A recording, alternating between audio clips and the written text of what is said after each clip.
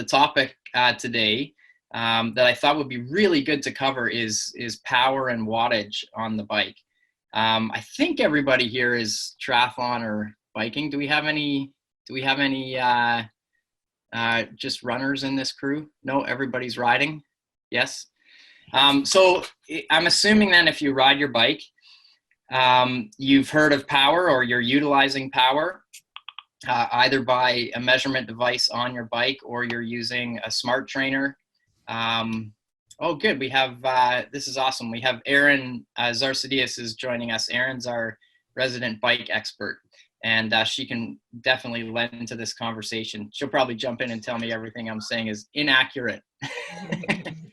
For those of you who don't know Erin, who just joined us, she was one of Canada's top cyclists for a decade or more. She went to 2008 Olympic Games. She has just an amazing history in cycling, and we're super lucky to have her on board. She's just, she's like a wealth of knowledge, but also a wealth of experience, which is pretty great. So nice to see her on here. Just a reminder for those joining us, feel free to jump in anytime if you have questions. If you can mute yourself if your background's noisy, but by all means, keep yourself unmuted so you can jump in there and ask questions. So today's topic is power. So I'm also joined this morning by this is my go-to coffee mug. Nice. I feel like now that they live on Vancouver Island, except they keep saying they're moving to LA. They moved to LA. That's not cool. That's not cool. I was purposely running out on the trail networks, like out where they were supposed to be, in hopes of running into them. I wasn't sure what I was going to say, but. I didn't know you were such a Royal fan. Jeff. Wow. Look at that. Isn't that beautiful cup? It is. Yeah, it's really nice. For their wedding. I'm not really a Royal fan. I don't know who got me that, but it's my favorite coffee mug. Okay. Let's dive in here. I'm going to share a screen so that you can see the presentation here.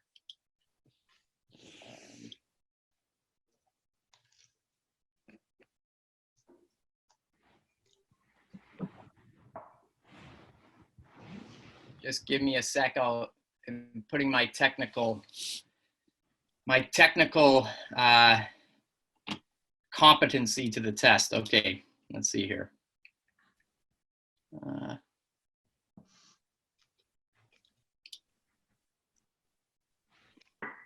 All right, tell me can you see that screen share? No. Nope. How about now? Yeah. Yep. That worked? Yeah. What do you actually see? Understanding power. Oh, great. Oh, I'm so excited. That actually worked. Okay, so as I said, power is one of the tools that we utilize big time now in cycling. When I first started using power, it was back in 2001.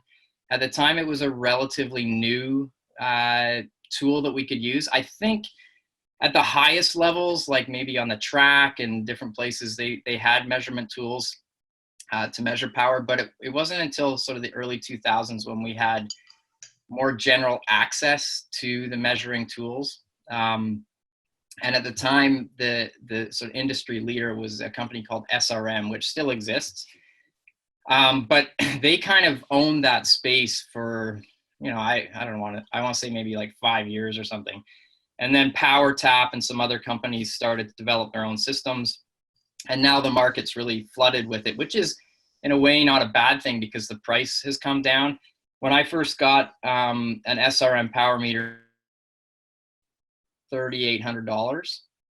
So it was like really expensive to have power on your bike. But now with Garmin pedals and there's, crank arms that kind of sit on one side that are pretty affordable. There's lots of affordable choices, which is actually great because it gives lots of people access to that type of measurement. So okay, let's see here. So wattage, what we're looking for when we talk about power on the bike, what we're actually measuring is wattage. And is basically just a measure of how hard you're actually working. So I stole this little quote that kind of sums it up nicely. Power is the rate at which energy is used, energy over time, and is measured in watts. In cycling, energy is expressed in terms of work, such as how hard you have to work to ascend a climb. It's a constant snapshot of your work rate at any given moment. And I just credited the right people there. That wasn't me who wrote that very nice summary of what wattage is. So why wattage? Like why do we even use it? The main reason really is that it's the purest measure of effort on the bike. So wattage doesn't care. It doesn't care how hot it is. It doesn't care what terrain you're on. It doesn't care how big you are. We'll get into size and stuff in a bit, but it just doesn't care. Watts are watts. It doesn't care if your heart rate's 200 or your heart rate's 80. The watts you're pushing are the watts you're pushing. It's a very pure measure of the energy or the effort being produced on a bike. It's independent of external conditions. And the other big benefit, obviously I mentioned it about a minute ago, is just that the advancement of the measurement tools have been really great. Lots of different options out there for people to choose from. And as the years go by, even the companies that offer a more cost-effective one that were maybe a little bit less accurate before, they're starting to catch up, and the accuracy is really improving. And then of course, some people don't have the measurement tools on their bike, but they maybe have a smart trainer. So maybe they're using a bike trainer that is allowing them to see what wattage they're using, which is also really useful. Okay, so when we think about power, it's really important to understand not the different types of power, but kind of how it's relevant. So we can talk about absolute power. So absolute power is the absolute amount of power that you can produce on a bike. So again, absolute power doesn't care if you're my size, which is about 530 pounds, or if you're 6'6" and 250 pounds. Absolute power is absolute power. What you can push is what you can push. Absolute power is really important for flatter terrain. Bigger is usually better. So a bigger person is usually going to produce more absolute power than a smaller person. It's just the way it goes. Like if you're twice my size, you're going to produce way more power than I can. It doesn't necessarily mean you're going to be faster. Usually on flatter terrain, it'll mean that. But bigger often is better for absolute power. And a great analogy is if we look at rowing. So in rowing, they divide people up into weight classes. There's smaller rowers who compete against smaller rowers, and bigger rowers who compete against bigger rowers. And the reason for that is because bigger people can just produce more power. So the cool thing about biking is the great equalizer is that biking is not always flat. It goes uphill sometimes. And so there's an equalizer there that I'll talk about in the next slide. So again, absolute power, bigger usually better, important for flat time trials, very important for sprinters at the end of a Tour de France stage. I'm sure lots of you have watched those. I mean, those athletes are producing massive amounts of power in the final minute or two to try and win the stage. The best time trialists, last time I checked, were around 400 to 500 watts for an hour. I always say that sometimes with cycling, there's an asterisk with that because there's been such issues with doping. I don't know where they're at now. It's kind of hard to keep track of whether it's cleaning up or not. I'm always the optimist in that it is, but who knows? So, take those numbers with a grain of salt, especially if you're looking at your own numbers and they're a lot different than that. Also remember that those numbers are sort of for the top level athletes on the planet, and who knows whether they're clean or not. So, and then the best sprinters are around 1,500 to 2,000 watts.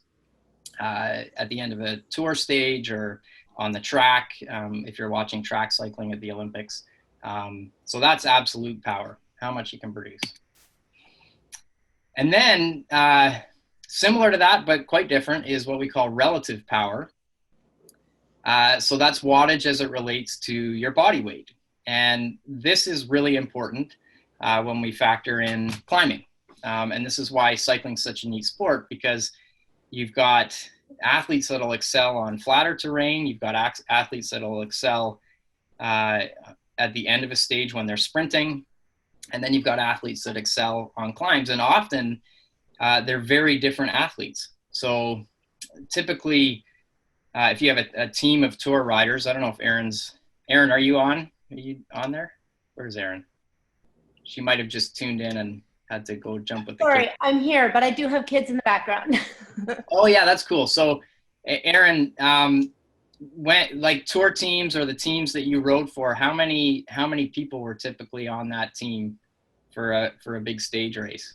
The women had teams of 6 and the men have teams of 9. Awesome. So in that team then, and Erin can correct me if I'm wrong, but you would have athletes or team members that were what they call domestiques, which were kind of the big engines. They could kind of go all day. Their job was to really work for the team, make sure the team is set up properly for whatever the goal was on that stage or the goal was for that race. And then you would have athletes on that team that were there specifically to maybe sprint at the end. So the goal was to get them set up properly so that in that last minute or two, they can be positioned properly to really try and win the stage. And then you'd also have athletes that were really, really good climbers. So if it was hilly stages, again, like if you see in the Tour de France, you get very different riders at the front, usually on the climbs, than you do on the flatter stages. Did I summarize that fairly well? You did, Jazz. Yeah. Thanks. I'm actually quite nervous that Erin's watching me give a demonstration on power. I'm not really, don't worry. So relative power is expressed in watts per kilogram. So if you just think about that, it makes sense. How many watts can you produce relative to how heavy you are? So another great example I like to use is in the winters, and this is back when I used to train with Erin and her coach, Hushang Amiri, who's one of the best coaches in the world, probably, for cycling. And in the winters, we would train with the national rowers. So sometimes through the winter months when it was kind of cold and awful, and they wanted to do something a little different than just sitting in their boat, they would come and ride with us. And it was a really great example of the difference between relative power and absolute power. So these athletes were the exact opposite of Erin and I. Erin and I are quite similar in size. So we're smaller riders. Our absolute power is not very impressive. Like, we don't push big numbers.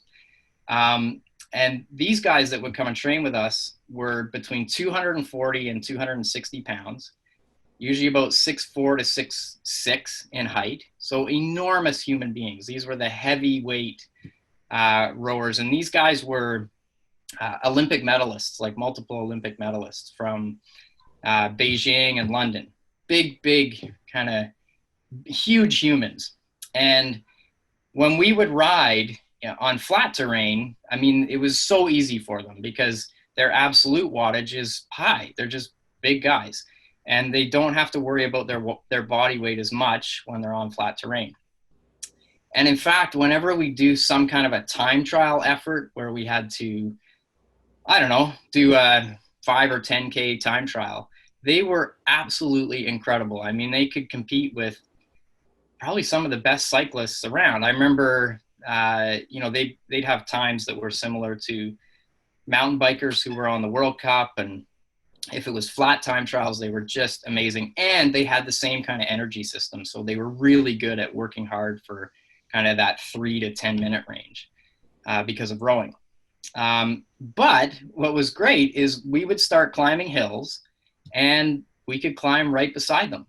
So when we're talking about relative power, let's say we're climbing a hill. I might need 300 watts to go up at a certain pace, and they might need to produce 600 watts to go at the same pace. So, I can produce, say, 300 watts for 5 or 10 minutes or whatever I used to be able to do. And they would need sometimes almost twice that to stay at the same speed. So the hills were the great equalizer. And in fact, the longer the hill went, the higher the probability that I would ride away from them, because they're having to drag up, almost 2 of me. But we go on flats, and I didn't stand a chance. I mean, they would just ride away so easily. It was crazy. So those are 2 extremes and 2 great examples of why relative and absolute power are important. And that's why when you watch the Tour de France, the climbers sometimes look like they might be tall, but they're also really, really slight. I mean, they're very, very light athletes. Some of them are, even if they're my size, I'd probably outweigh them by 20 plus pounds. I mean, they're probably 110 pounds, some of those little climbers. And then, so I put on this slide also at the bottom, one of the best books I read just to sort of learn about the doping situation was Tyler Hamilton's book called The Secret Race. If you're looking for something to read that kind of walks you through the craziness of the Lance Armstrong years, The Secret Race is a really good one. It's an inside look at kind of how that all unfolded and just how crazy it was. But in that book, one of the numbers that stuck out, I remember, was that 6.7 watts per kilogram was the magic number to basically have a shot at winning the Tour in the hilly stages. And that was the number they were shooting for. And when Tyler Hamilton's talking about, trying to hit that number, they knew that if they could get to 6.7 watts per kilogram, winning the Tour was a possibility. Again, I put a huge asterisk there because the doping situation was off the charts. So, they're taking all kinds of stuff to help them get to that number. But that's a number that really stuck out for me in that book that I found really interesting. And I don't have a calculator. Oh, I do have a calculator. So I was about 60, let's say I was 60 kilos. I'm going to do some quick math for you here. Times 6.7. So that would mean that I would need to produce 400 watts at my size to have a shot at winning the Tour. And that's not 400 watts for like a minute. That's like for a climb, like a 45 to 60 minute climb at the end of a stage. So 400 watts, to give you an idea, like I could probably hold in my fittest times as an athlete for an hour, maybe 300 watts. I mean, that might be generous too. So I was like 100 watts shy of what a good, like a top Tour de France rider would be holding. But again, drugs were a huge factor in that. So who knows what the actual number is? It's just kind of interesting. Does that make sense? Everybody following along? Yep. Okay, next slide. Oh. So how is power created on the bike? In the simplest form, it's torque times angular velocity, which can also be described as cadence. It's not exactly cadence, but that's the easiest way to look at it. So torque and angular velocity are the things that get you to a certain wattage. I'm going to dive a little deeper into that here. So when we talk about torque, the simplest way to think of that is how hard can you actually push on the pedals? So that force that you're applying to the pedal or the crank arm is probably not actually the pedal, it's the crank arm, your lever. How hard are you pushing on that is torque. And I have a great picture here of, this is a track cyclist, and this is the reason why these track cyclists can produce so much wattage, because they're just like really, really, really, really strong. And if you think to watching the Olympics or any high-level track cycling event, they're actually doing 2 things. One is they're pushing really hard on the pedals, but the other is that they spin the pedals really fast. So The next thing is part of the power equation is angular velocity or cadence. So how fast can you spin those crank arms around? And when we think about, people spinning fast, we think of track sprinters for sure. I often think of mountain bikers. So if you watch really good mountain bikers, they have to generate a lot of torque to get up and over things, but you'll also notice that they bring RPM into that equation as well. Like if they have to, climb a really steep short section, they're using kind of every part of the wattage equation. And as you gain more experience, your ability to spin the crank arms a little faster or have a higher cadence usually increases. Does that make sense? Those are our two factors, torque and cadence, or RPM. So to explain that a little bit further, let's say I wanted to produce 300 watts, okay? The way I get to 300 watts is by spinning my legs fast and pushing hard. Now, if the 300 watt part stays constant, so I'm always going to maintain 300 watts, if I slow my cadence down, I have to push harder on the pedals to produce that same number. And likewise, if I'm spinning the crank arms faster or my cadence is higher, then the torque can be a little bit lower, because it's those two things effectively adding together that are going to get me to 300 watts. So I'm going to get into cadence in a bit here, but that is the reason why we kind of work on both things. We work on our ability to push the pedals harder, and we also work on our ability to spin our legs a little bit faster. Does everybody get that concept? Yeah. One of the earliest tools that a lot of us used that, if you're fairly new to the sport, you may not even know of this tool, but we used to use these things called CompuTrainers. Does anybody remember CompuTrainer? I think, does Sheena still train on a CompuTrainer? Probably. Some people probably do. Anyway, CompuTrainer was an awesome, it was a stationary trainer, a wind trainer. It was probably the earliest type of smart trainer, to be honest. Now, with Tax and these other smart trainers that hook up to Zwift and all these different things, they've really advanced. But the earliest one really was a CompuTrainer. And one of the really neat things about it is that you could set the wattage that you wanted to hit. So let's say you had an interval set and it was 5 times 2 minutes at a certain wattage, like you had a goal wattage that you needed to hit. You would actually set the CompuTrainer at that wattage, and no matter how you pedaled, it would keep you there. So if the goal wattage was 300 and you were pedaling at 50 RPM, so a really low RPM, it would be really hard to pedal because it was just keeping you at 300 watts. And likewise, if you set the wattage at 300, but you were pedaling at 100 RPM, it felt easier because it was just keeping you at 300 watts. You were getting more of that wattage equation from spinning the pedals faster. That make sense? Yep. So when you train, you may notice that sometimes you're doing workouts that focus on your ability to generate torque or push the pedals harder. And those workouts are big gear or low cadence riding. If you're not doing it in those specific terms, if your coach is giving you hill workouts, that's probably what they're trying to get you to do. Because when you go uphill, typically the cadence will be slower and you'll have to push harder on the pedals.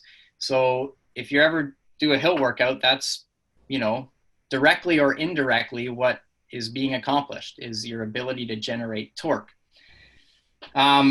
So the other thing that's interesting about big gear riding or lower cadence riding where you slow it down is it actually promotes favorable pedaling technique. This isn't new information, but it's fairly new. My brother is actually one of the leaders globally in pedaling technique. He spent 4 years doing a PhD on pedaling technique. And one of the things he learned was that the top cyclists, he analyzed cyclists from the whole spectrum, from very, very beginners, people who just, got a bike and now they're commuting to work, to, top riders that have competed in the Tour. And they found that the best riders, and I remember doing this with Aaron's coach, Hu Shang, the best riders, most of their power comes from that initial push phase. So if we're thinking of the crank arms like a clock, if we think from, say, 1 o'clock to about 5 o'clock, that part where you're actually pushing down on the pedals is where most of your power is being generated. If we go back maybe 20 plus years, they used to talk about pedaling in a perfect circle.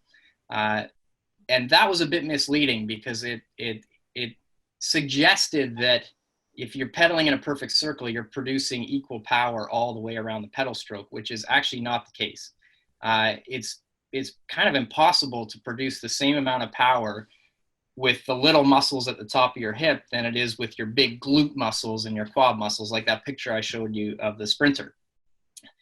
His big muscles are really, really big.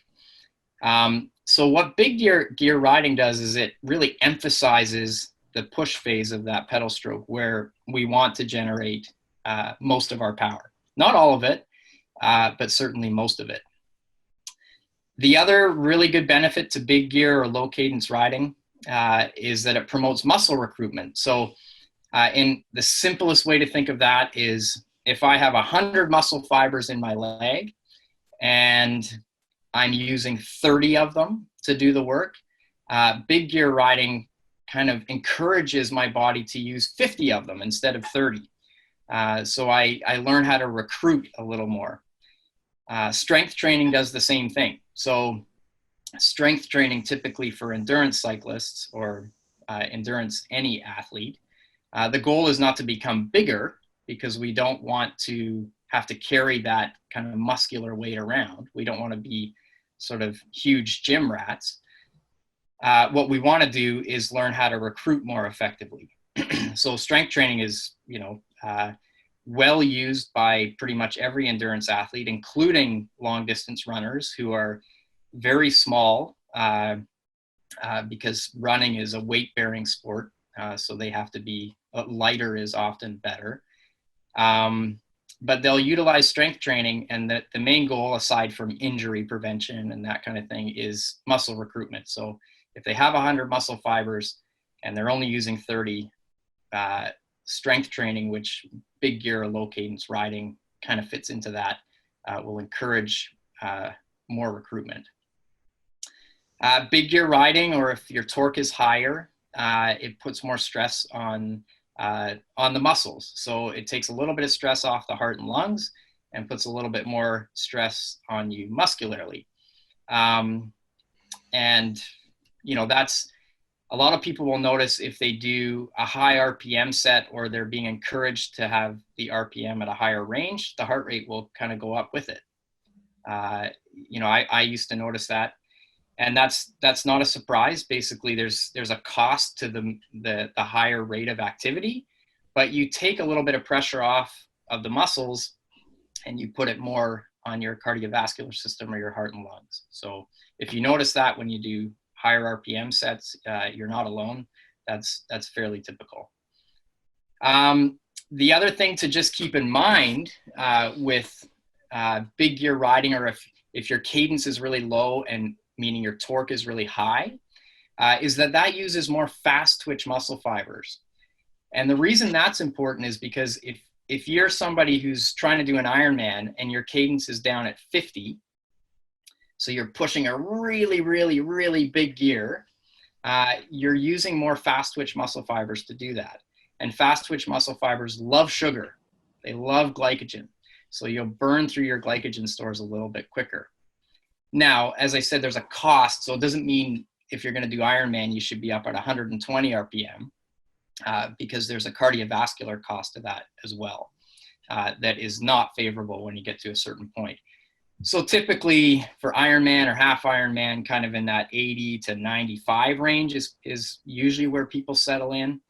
If you've been watching Daniela Reef in the last few years, she kind of sits probably in that low 80 range for most of it. Her cadence looks really low, And that's probably just where she's most efficient.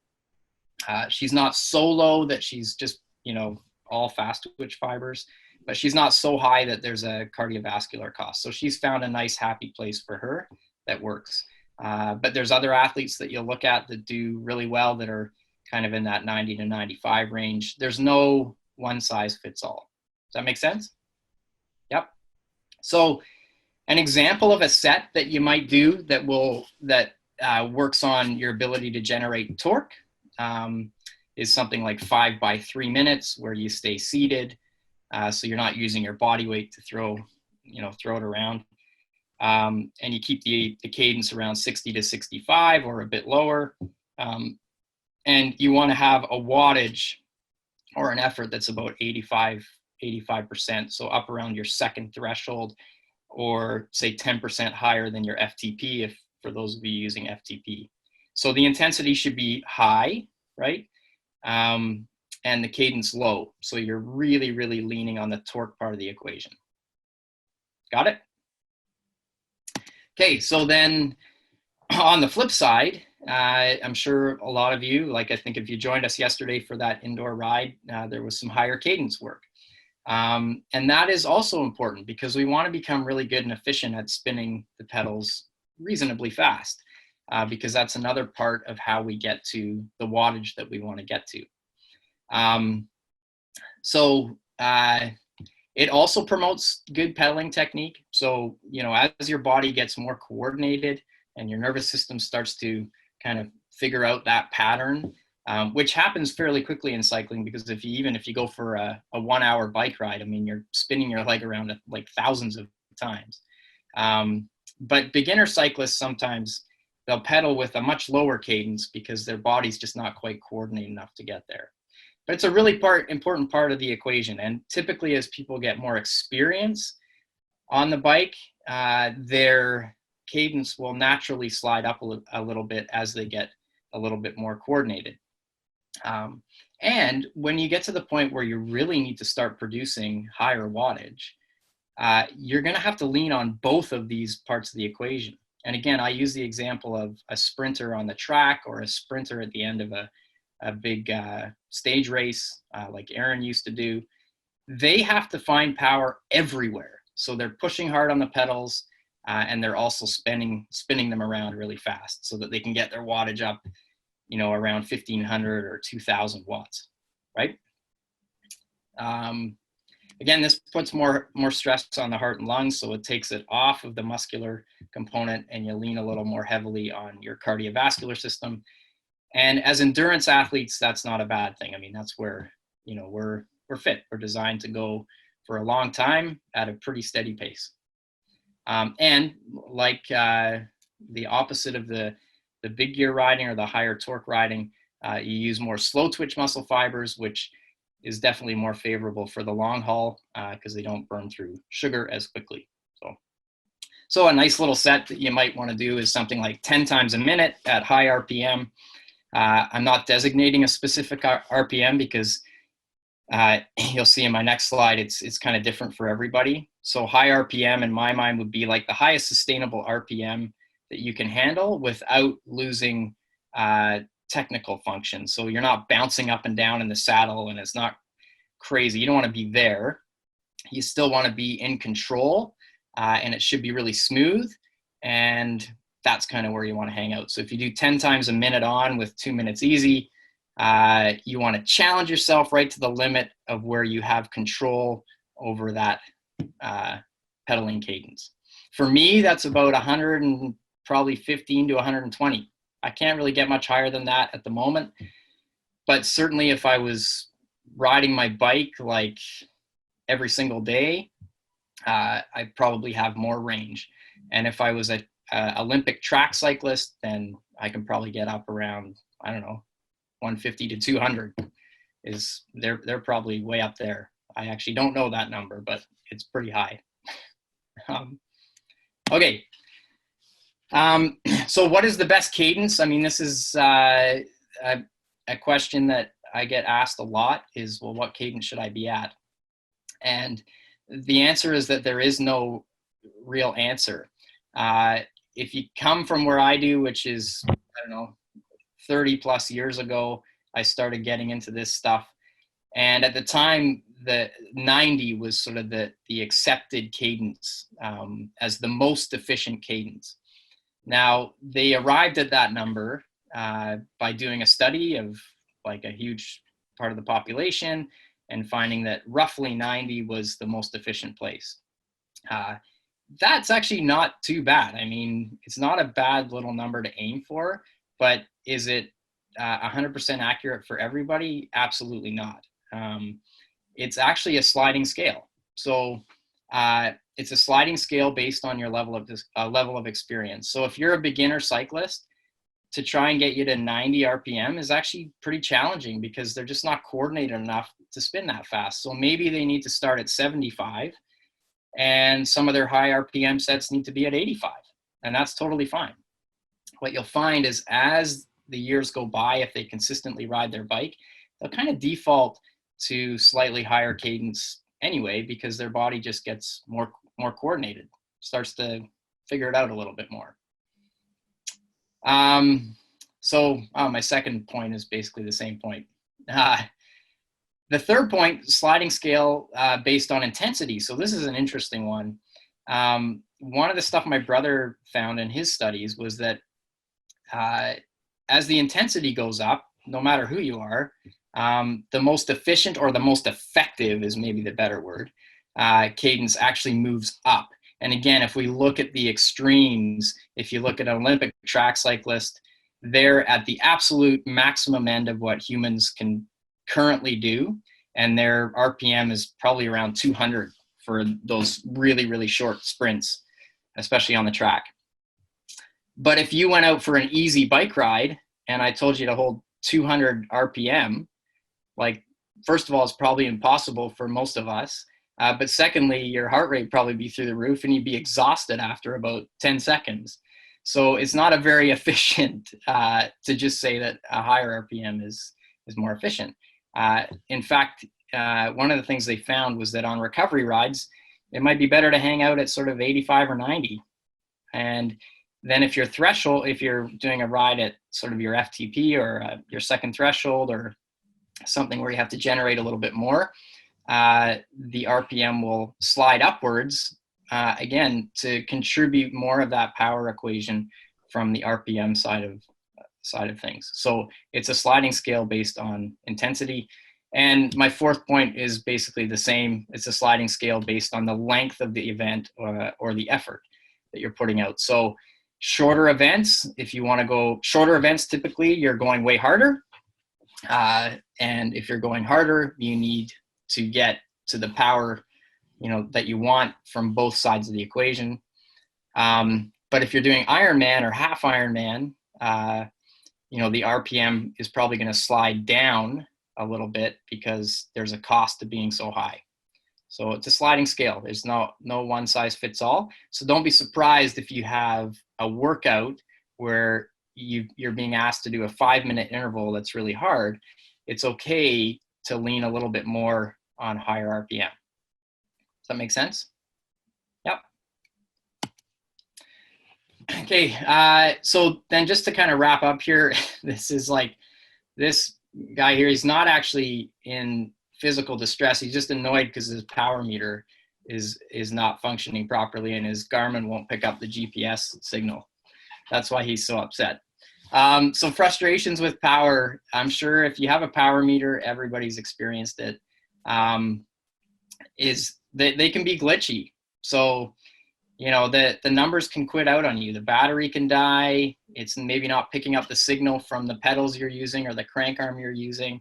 And that can just drive you crazy. So if you lean too much on those numbers as the ultimate thing, in terms of how your workout's going, it can drive you a little bit crazy. So don't become so reliant on those numbers that you lose touch with how you're actually feeling. They're a measuring tool. They're very useful. They're good because they can put you in a certain place for a certain workout.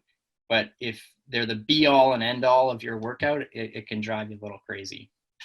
The other thing with power is that resistance needs to be pretty constant. So you can go from what I call hero to zero instantly. So you can be at 1,000 watts and then at 0 watts just by stopping pedaling.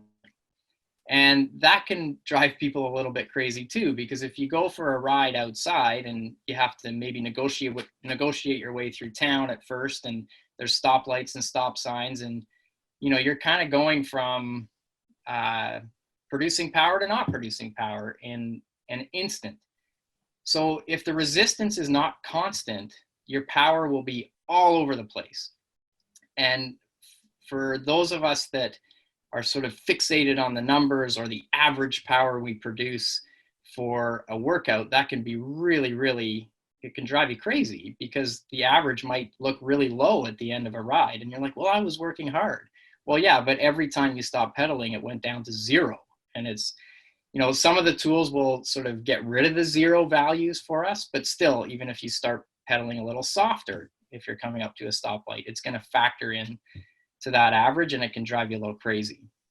What I would suggest is, if you're using power as a tool, focus on it in terms of the interval itself. So if your main set is 5 by 3 minutes, then just look at those 3-minute pieces and say, did I hit the wattage I was supposed to hit in those 3-minute pieces? And if I did that properly, mission accomplished. That was the goal of the workout. Don't worry about the warm up and the cool down, because sometimes it's all over the place. And again, back to resistance being constant, power is most effective when you're in an environment where you can actually produce it. So hills are great because the resistance is constant. You're going uphill, and so there's always something to push against, which makes it easier to generate the power you need. Likewise, being on a trainer, like a stationary trainer at home, you get the same result. Now, where resistance is not constant, our flatter terrain sometimes can be quite frustrating. Certainly downhill, like it's really hard to produce the wattage you need if you're going downhill. Like you can't kind of stay on top of it. If you have a tailwind, it might be the same thing. If you're doing a group ride and you go from being the person at the front to the person at the back, it's going to be really hard to produce a certain amount of power, the same amount of power when you're in someone's draft as when you're at the front. So you have to be careful how fixated you become on those power numbers in certain situations. Use it when it's useful, when you have constant resistance. And outside of that, it's a little trickier. We typically, integrate heart rate into the equation because heart rate is much more stable. It takes a while for heart rate to come up, but it also takes a while for heart rate to drop off. It's not like if you're doing a set and your heart rate's 150, it doesn't go from 150 to 0 if you stop pedaling. It's pretty stable. So it's sometimes nice to have that in there just to kind of, it's a little more steady in certain situations. So there you go. That's the your little synopsis of power. Anybody have any questions? Who currently is using power in their training? Yep. Few hands. Dan, yep. Yep. Joanne, are you using power? I have it on my tri-bike on the trainer. Yeah. Yeah. That's good. Yeah. And do you like using it? Mm-hmm. I Yeah. need a new battery in it right now, though, and I can't get out and get one because yeah. I'm in quarantine, so I have to wait another week. Right.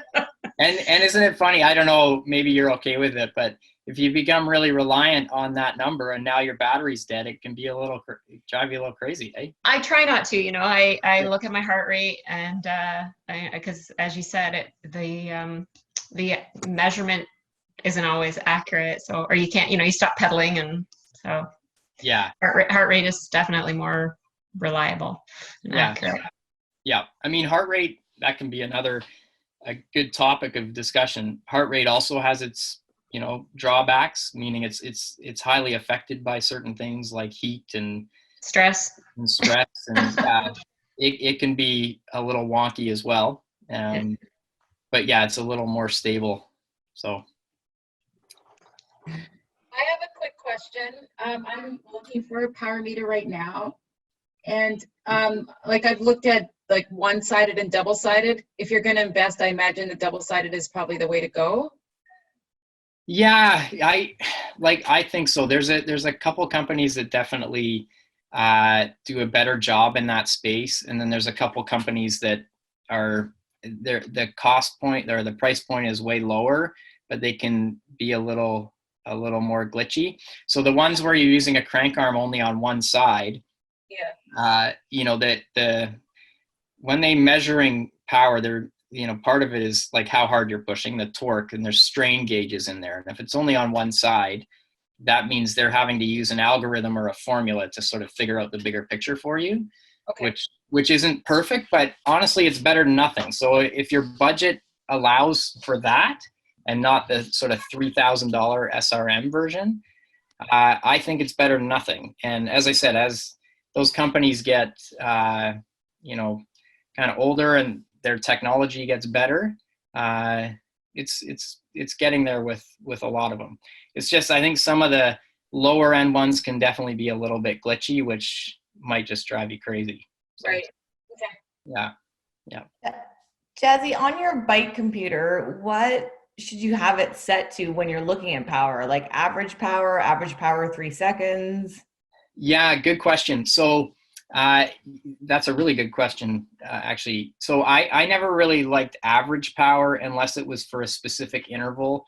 So I would look at average powers. If I had a set of 5 by 3 minutes to do, when I got home, I'd just make sure that my average power was in the right place. But I'd also look at what the power looked like in that interval. So if the goal was to hold 300 watts for 3 minutes, and I started at 400 watts and finished at 200 watts, and my average was 300, I may not have done the set properly. So the average can be misleading until you actually look at the file, because the goal was probably to hold 300 watts really steady across the set, not go out too hard and then crash. Maybe that was the goal, but maybe it wasn't the goal. So that maybe answers one part of the question. The other part that you hit on, which is interesting, is you can set the measurement to capture data like every second, every 2 seconds, every 3 seconds, every 5 seconds. Is that what you're referring to? So Well, yeah, I like never actually know. I use power in training, but I don't use it in racing at all. Like I just do it all by feel. Yep. And that's, I think, because I never know what my bike computer, what I should have the measurement at. Right. So again, I'll go back to the thing you brought up, and I'm not sure if it's 100% what you're talking about, but you can set your Garmin's usually will do this, or the computer that comes with your power meter. So if it's SRM or whatever, to capture the power you're putting out in different intervals. So if you do it every second, it means every second it's kind of using whatever wattage you're pushing to factor into the equation. Now, the limitation with that might be the amount of storage or data that your thing can hold, but it's more, in my opinion, to do with the type of work you're doing. So again, if we look at the extremes, some of the work my brother does is with the national track cycling team. And they actually have to they use SRMs typically because they're still one of the best units. But he has to deconstruct the SRM. So he has to kind of take it apart, and they have to fiddle with it so that they can get data readings for every like thousandth of a second. So SRM by default, or most of them by default, will set up, I think the shortest interval you can capture data is every second, let's say.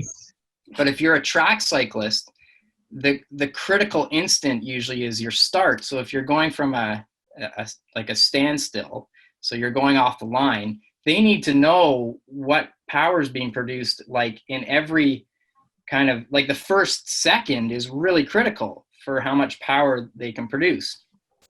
So they have to go in and they kind of rework the SRM system a little bit so that it will collect data every thousandth of a second.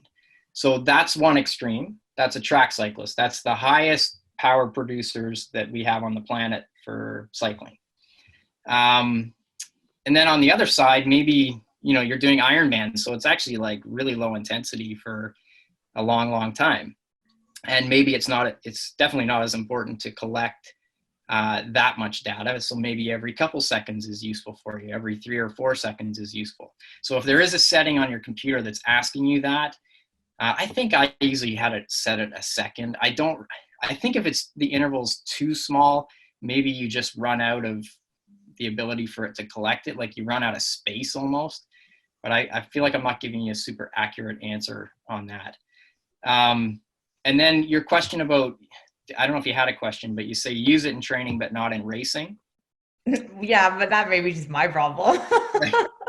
Well, look, the thing I was kind of like that too with certain things, because like I didn't want to be, power to me was useful in races, mostly so I just didn't go out too hard. So if I was doing Ironman, I knew eventually I would just settle into the pace that I'm going to do. But the risk usually for most people is that we go too hard at the beginning. So the risk is that you hop on your bike, and if you know you're going to average 200 watts for the Ironman bike ride, but you come out of transition and your family's cheering and you go up the main street and there's 1,000 people yelling at you, before you know it, you do the first half hour at 300 watts because you feel great, you're tapered, and then you just go off a cliff. So wattage to me was most useful in the early parts of the bike ride so that I just didn't go too hard. And then once I was about an hour in, I usually had settled down and, I'm kind of at where I'm at and I'm just doing my best. But it was mostly to really manage the early stages. And on a similar note, if I'm doing an interval set, where I'll keep using my 5x3 minute example, if the goal is to hold 300 watts for 3 minutes, what power really helps me do is not do the first minute at 400 watts and the last minute at 200 watts. Like it helps me kind of manage the effort early on, which I think is one of the more useful parts of power. Okay. Make sense? Yeah. Yeah. Anybody else have questions? No? Wait, Jasper, what you're talking about is super relevant. Is this morning I went to get on my ride and my cadence was just not reflecting the proper cadence that I was actually doing. Like I was doing fast rotations, but it was still coming in at like 68. And I was getting so frustrated. I was like, one of those moments where you're just like, oh, this is so frustrating. What is happening? Yeah. And then it was messing with my ride because I was trying to look up like how to problem solve this and I wasn't sticking to my sets. And then I actually found a form and I was connected with Swift. And what it had done is it had connected my cadence to my heart rate meter. Yeah. So all I had to do was go in and reattach it properly. But it was like this, just like, I don't know. I find that happens to me like once a month. Something frustrating will happen with the technology side of things. Yeah. Yeah. I'm totally sorry. Can you hear a dog barking in the background? Sorry about that. She's probably barking. Maybe your kids are out on the street, Dan. So yeah, Dan, you hit on such a great point. And this is one of the hardest parts I've found as someone who came up as an athlete in the early 90s, and now we're basically 30 years later. In the early days, we just didn't have anything. Like we weren't even really using heart rate monitors. It was like, okay, this set's 5 times 3 minutes hard. And so you just went hard. And now, like if the technology isn't working, you're absolutely right. It can totally mess up your workout because now you spend 5 or 10 minutes instead of riding your bike, you're actually like fiddling around with something that's just crazy. And what I would encourage you to do is, first of all, get used to checking in with how something actually feels. So I spent so many years on a bike at a certain cadence. I could get on right now, and without tools, I think I could be within 2 plus or minus of the RPM you wanted me at. Mm-hmm. So if you said pedal at 80, I could be within 2 because my body just got so used to it. It's like a metronome. So in your case, if you had an easy ride or something where you're supposed to be a certain cadence and the computer's not reflecting that, as long as you can get over the idea that your Garmin file is not going to be perfect, I would just keep riding and settle in and try and be the cadence you're supposed to be at. And also, if you have an effort that you're supposed to do, so let's say your coach sets you up with 5 by 3 minutes and it's supposed to be at a certain effort, and the heart rate's not working and the power's not working, and rather maybe you try and troubleshoot it for like a minute or two, and if you can't, just do the set and do it on perceived effort. Because what I'll tell you is, at some point, if you race long enough, at some point you're going to be in a race where all your tools fail. The battery's going to die, it's not picking up, and then what are you going to do? What are you going to do? Are you going to stop for 10 minutes on the side of the road and let everybody go by? No. Like, this is crazy. So you have to have some feel. You have to be able to check in and say, how hard should I actually be doing this? And can I do it without the numbers telling me how hard I'm going? It's really important. And the times where that happens is going to be rare. Now, if you do 5 workouts in a row where your cadence isn't working, well, then yeah, get it fixed. You know, but don't panic if in the moment, you know, you're in the middle of a set, you're in the middle of your 5 by 3 minutes, you're on the second rep, you're a minute in, and the cadence stops working. The answer whether you should stop and fix it is no. Like, just keep doing the set. You know? Yeah, that's good advice. Yeah. But I get it. I was the same, you know, like I had all those files coming back and I want them to look a certain way. And now that everybody sees it, because it goes on Strava or wherever it goes, just to be clear, no one's actually really looking at it. The only one is you looking at it. Everybody else is looking at their own. But it's still hard. I get it. Yeah. Anybody else? Do you think, Jasper, like the pedals versus a crank arm power meter, is one better than the other, or are they pretty comparable? Well, I think in the early days of the Garmin pedals, they were not comparable. They were very glitchy. I had a lot of people using them. I know with the pedals, if you get them, one of the most important things is that the torque has to be pretty much exactly right. And I think the pedals even maybe come with their own torque wrench, so that you have to tighten the pedals exactly to a certain torque for it to be accurate. It's like a calibration. Yep. I think as the years have gone on, I don't know how old Garmin pedals are now. As the years have gone on, they've definitely improved. I think they're getting better and better.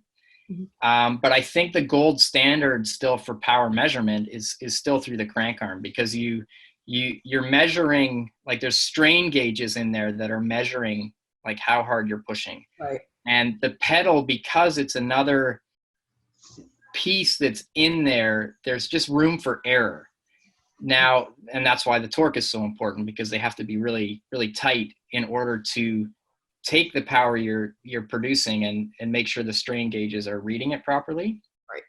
But what I will say is typically those pedals are like half the price, maybe, you know, even less than that. I've lost track of what things are costing, but I think it's still a great tool. And over the years, they've improved. Like, Garmin's a big company. They're throwing lots of R&D at that stuff to make sure it's better.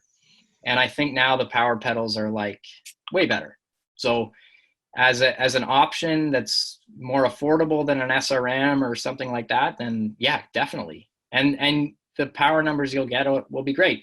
The margin for error might just be a little bit more. So, you know, maybe they're not like as pinpoint accurate as an SRM, which is important for an Olympic track cyclist. But the margin for error you're going to get on a Garmin pedal, it won't make any difference. You'll still be in the right energy system or the right place with the numbers you're getting from there. It might just not be down to like the 1,000th of a watt or whatever, you know. It's maybe like plus or minus 1 or 2 watts, which is totally acceptable. Totally fine. Yeah. Cool. Thanks. Yeah. Anyone else? Are we good?